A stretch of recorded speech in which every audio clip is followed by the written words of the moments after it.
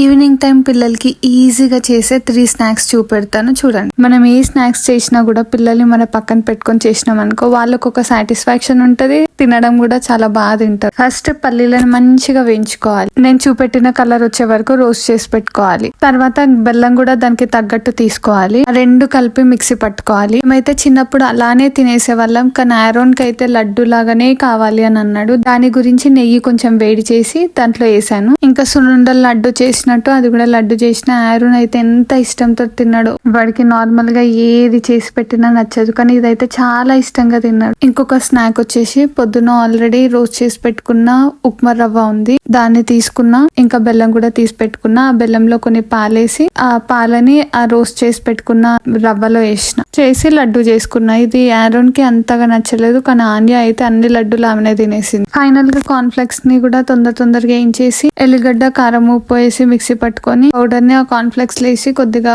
కలిపి వాళ్ళకి ఇచ్చేసినాం అనుకో చాలా ఇష్టంగా తినే స్నాక్ రెడీ అయిపోయినట్టే. పిల్లలు స్కూల్ నుండి ఇంటికి రాగానే ఒక్కొక్కసారి ఏమీ ఉండవు కదా, ఇలా ఈజీగా చేసి పెట్టినాం అనుకో వాళ్ళు చాలా ఇష్టంగా తింటారు. వీడియోని సేవ్ చేసి పెట్టుకోండి. Like, share and follow for more.